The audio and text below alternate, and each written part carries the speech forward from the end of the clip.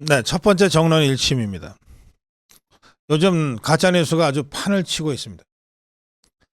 어제도 제가 생방송 진행 중에 갑자기 댓글창에 윤석열 대통령이 탈진해서 쓰러졌다는 가짜뉴스가 올라왔고, 저희가 방송 중이지만 어쨌든 복수의 크로스 체킹을 통해서 전혀 그렇지 않다는 사실을 알려드렸습니다. 그런데 이 가짜뉴스들은 거의 대부분 윤석열 대통령을 공격하고 또 우리 자유파의 전의를 꺾기 위한 목적으로 살포되는 아주 사악한 가짜뉴스들입니다. 그 군인권센터라고 있어요. 이게 그냥 그런 이름의 좌파 단체인데, 대통령 경호처가 군인권센터가 뭐라고 그랬냐 하면, 오전 10시에 공군 1호기가 서울공항을 이륙했다. 공군 1호기는 대통령 전용기거든요. 그래서 대통령이 이거 비행기 타고 도망간 것 아니냐, 이런 의혹이 순식간에 퍼졌어요. 요즘은 SNS 시대니까 이런 가짜뉴스 한마디만 탁 올려도 순식간에 퍼지잖아요. 이 군인권센터라는 좌파단체는 기자들한테 지가 대단히 뭘 잘 아는 듯이, 이거는 이제 공군 갔다 오면 누구나 다 아는 상식인데, 대통령 전용기는 뜨기 전에 공군 35 전대에서 비행기를 정비하고 항공통제 타워에도 비행계획이 통지된다. 금일 이륙 전에 정비도 없었고 비행계획도 통지되지 않았다. 도착지는 알 수 없다고. 통지되지 않았으니까 당연히 도착지도 없죠. 대통령 등 탑승자가 있는지는 확인되지 않는다. 이랬어요. 이렇게 설명하면 갑자기 대통령 전용기가 목적도 밝히지 않고 떴다는 거니까 이거 대통령이 비행기 타고 도망갔을 가능성이 많다, 이렇게 이제 의혹을 쫙 뿌리는 거예요. 대통령 경호처는 정기적인 성능 점검 비행이었다고 바로 밝혔습니다. 이런 가짜뉴스가 퍼지자마자 경호처가 즉각 공지를 통해서 10일 공군 1호기 비행은 정기적으로 시행하는 성능 점검 비행이다. 확인되지 않은 일방적 주장, 추측성 보도 삼가해달라. 점잖게 야단쳤어요. 그러자 이 군인권센터라는 이름의 이 좌파단체가 뭐라 그랬냐면, 경호처의 공지, 팩트는 맞다. 전용기 내에 대통령이 탑승하지 않았다는 점을 확인해서 다시 알린다.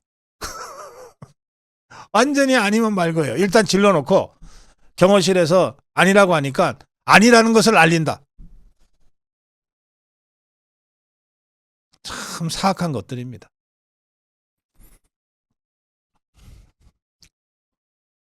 추경호 원내대표가 비상계엄 선포가 있던 지난 3일 대통령실 만찬에 참석했다는 제보가 있다, 이런 주장은 더불어민주당의 국회의원이 했어요. 그러자 추경호 원내대표, 이건 명백한 허위 사실이다. 그 시간에 나는 여의도에서 언론사 임원과 식사를 하고 있었다. 언론사 임원과 식사하고 있었으니까 이제 증언, 알리바이를 확인해줄 증인도 있는 거죠. 이런 식으로. 그런데 추경호가 눈에 가시처럼 생각하는 한동훈 일당들은 이게 웬 떡이냐 그러고서 이걸 갖고도 추경호 대표를 공격해 됐을 겁니다. 또 비상계엄 해제 요구 결의안이 국회 본회의에서 가결됐습니다. 4일 새벽이죠. 그런데 그때 시민들이 반발할 것에 대비해서, 비상계엄 활동을 한 것에 대한 반발로 시위나 할까봐 그것에 대비해서 한남동에 있는 대통령 관저 뒷산에 수도방위사령부 소속 무장병력이 배치됐다. 이게 야당이 또 이런 주장을 했어요. 수방사가 즉각 입장을 발표했습니다. 관저 경호를 위한 비무장 병력이었다. 해당 병력은 계엄군과 무관하다. 한남동 군사시설 보호구역 외에 일체 이동한 사실이 없다. 일축했어요. 또 윤석열 대통령이 비상계엄 선포하기 2시간 전에 KBS에게 연락을 해서 계엄방송에 대한 준비를 하라 이렇게 언지를 줬다 이런 주장 제기됐습니다. KBS는 이를 강력하게 부인하면서 법적 조치도 불사하겠다. 또 윤석열 대통령이 무인기 등을 활용한 북한과 무력 충돌을 유발해서 2차 계엄을 선포하려 한다고 주장했어요. 그런데 엊그저께 윤석열 대통령 2차 계엄은 없다. 분명하게 입장 밝혔죠. 토요일 날 오전 10시에요. 또 이 종북 주사파 성향 유튜브 하나는 윤석열 대통령이 국회가 탄핵을 할 수 없도록 개헌을 해야 한다는 내용에 담아도 준비했다 이런 주장을 했어요. 탄핵할 수 없도록 개헌했다. 이거 전혀 사실이 아닌 것으로 확인이 됐습니다. 그런가 하면 윤석열 대통령이 어제 밤에 제 생방송 시간 때 잠깐 나왔던 그런 괴담 비슷한 괴담이에요. 윤석열 대통령이 뇌질환 관련 응급상황이 발생해 국군병원에서 진단을 받았다. 뭐 이런 찌라시까지 돌았어요. 군 당국이 확인 발표했습니다. 윤석열 대통령 국군병원에 방문한 사실 없다. 자, 이게 말이죠. 패턴이 비슷한데 일단 질러요. 아주 그럴듯하게 자극적으로 질러요. 그러면 그 관련 부처나 기관에서 팩트체크를 해서 아니라고 밝힙니다. 그러면 슬그머니 없어져요. 아니면 말고식으로. 문제는 일단 지르고 이걸 관계기관이 또는 당사자가 팩트체크 차원에서 아니라고 할 때까지 시간이 최소한 한두 시간은 걸려요. 그리고 자극적이고 선동적인 가짜뉴스는 재빠르게 SNS를 장악하고 언론에서 막 대서특필도 해요. 그런데 그게 사실이 아니라는 걸로 밝혀졌다는 것은 쥐꼬리만큼 보도하거나 아예 보도도 안 하고 맙니다. 사실이 아닌 가짜뉴스들이 그래서 계속해서 돌아다니고 뻥튀기 되고 뒤늦게 그걸 접한 우리 자유파 국민들은 설마 아니겠지라고 하면서도 일말의 의구심을 갖게 되고 그래서 이를테면 고성범 본부장이 하루 종일 수백 통의 전화를 받는데 그중에 절반 가까이는 이런 가짜뉴스를 본 우리 자유파 국민이 걱정이 돼서 확인하는 전화라는 거예요.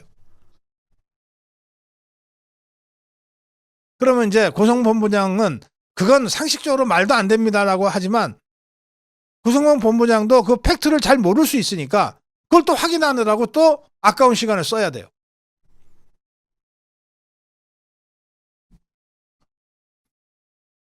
네, 종북주사파들의 아주 교활하고 사악한 이 가짜뉴스 선전선동, 괴담 유포 선전선동.